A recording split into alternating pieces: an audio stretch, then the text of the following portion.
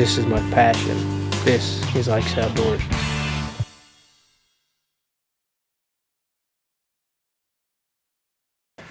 Hey guys, Ike here from IkesOutdoors.com. I'm here today to start a video series on, redo a video series on tuning your bow. Never really done one like this before, so this is hopefully this will all work out and we can catch it on camera. I'm doing it here where I'm filming instead of my workbench because my workbench is a cluttered up mess and the lighting's really poor, which is not much better here, but a little bit better for filming here, a little less gooder for working. So what I'm going to do in this is I'm going to take this bow, which I've got a brand new Elite Energy 35 here. This bow is actually straight out of the box. It has never even been shot.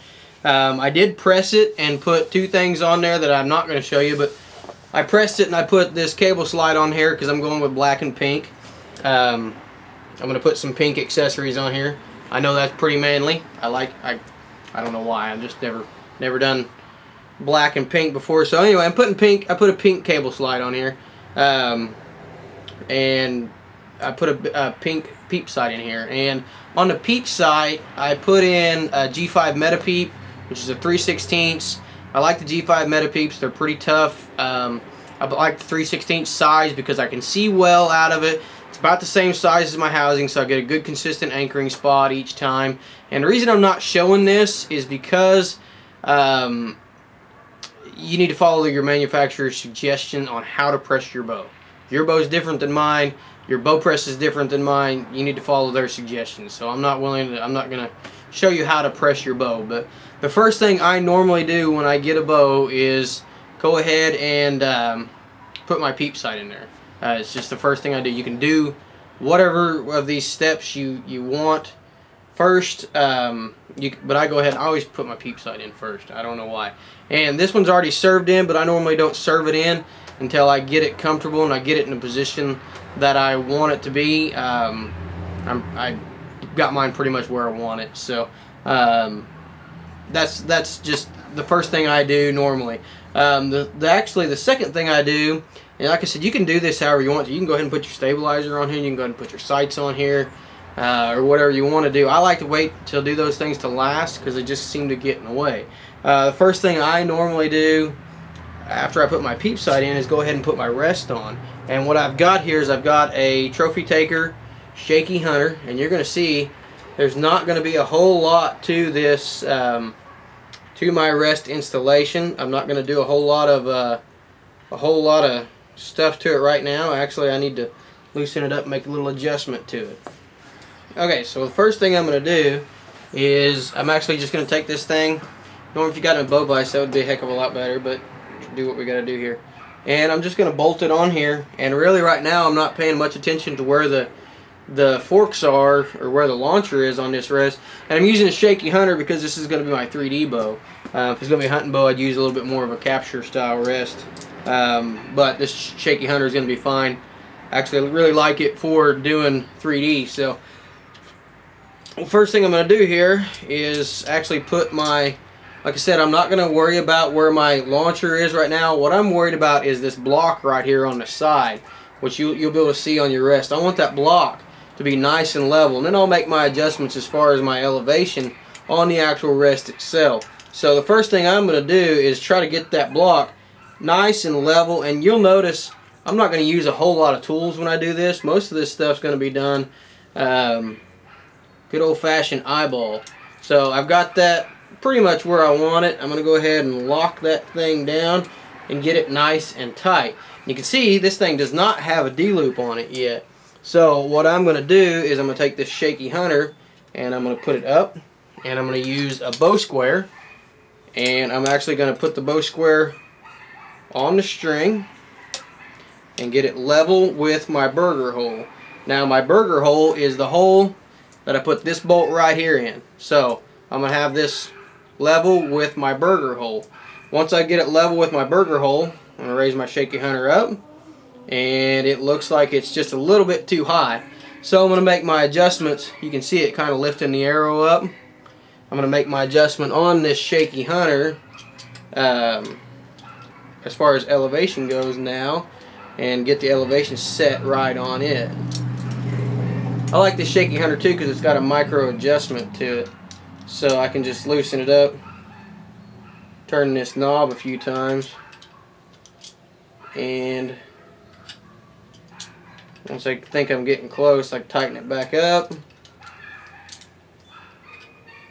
see where it's setting, and when it comes all the way back, it's just barely raising the arrow up. So I'm going to go ahead and get that put into position, and you can see, or actually I don't know if you guys can see or not, but I'm actually out of adjustment on this thing. So what I'm going to have to do is take this Shaky Hunter and remove the bolt completely and move it to another hole. So now I'm going to have the opposite problem. I'm going to go ahead and move this thing down a hole, and this is the reason I'm doing this video, so you guys will see some of the problems you're going to run into. So now I've moved this thing down a hole, and with it loose, you can see I'm way low now. So I'm going to go ahead and make some adjustments to this thing, start bringing it up. Sometimes you got to do that. Sometimes you'll end up doing it with your sights. Sometimes you'll end up doing it with your rest. And I can see now I'm getting right there. I can bring it up. It touches the arrow just barely, and I'm going to lock it into position. So as far as the left and right go on this rest, right now I'm just going to eyeball it. And what I'm going to do is I'm going to actually line my string up with the center of my handle, and I'm going to move my rest to where it's lined up with the center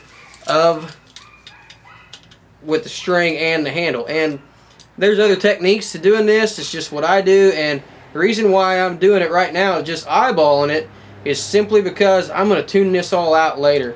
13/16 is a good measurement to start out with, and that's generally going to get you close. And once again, with this Shaky Hunter, I'm going to have to take and actually remove this bolt from the back side, put it in another hole, and start over again. So these are some of the problems you're going to run into when you go to setting up a new bow on your own. So I'm going to go ahead and tighten that down a little bit just to get some of that wobble out of there.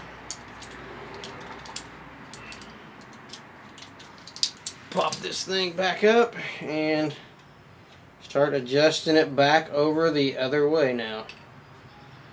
And like I said, I'm just eyeballing it right now. You can take a tape measure to it, get it to about 13/16, 3/4, 13/16, right in there. And I've got it pretty well centered now, and so I'm going to go ahead and tighten that down. So, and like I said, the reason I'm not too concerned about this rest as far as left and right go right now, I know my elevation is pretty close because I'm using the square.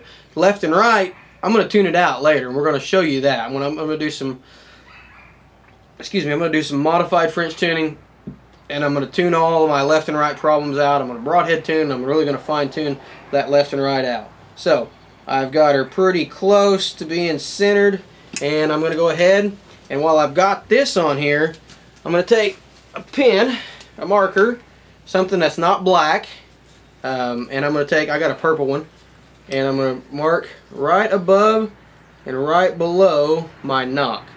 And the next thing I'm going to do is tie in my D-loop, and I've got my marks right there for it. So my rest is now centered, or my rest is now, the elevation is correct, my D-loop's now marked, and my left and right is also pretty close. Like I said, we're going to tune that out a little bit later on. So this is part one of this video. We're going to continue on with this. The next one, I'm going to get the D-loop on, I'm going to get my sights on, I'm going to get my stabilizer on, and I'm going to get this rest timed, and I'm going to go ahead and start tuning it out from there. So check back to this YouTube channel, like this video, subscribe, do whatever, and when I'll get part two put up here pretty quick, and be sure to watch it. So first step on my bow tuning is to put in my peep sight, and second step is to get my rest leveled and square.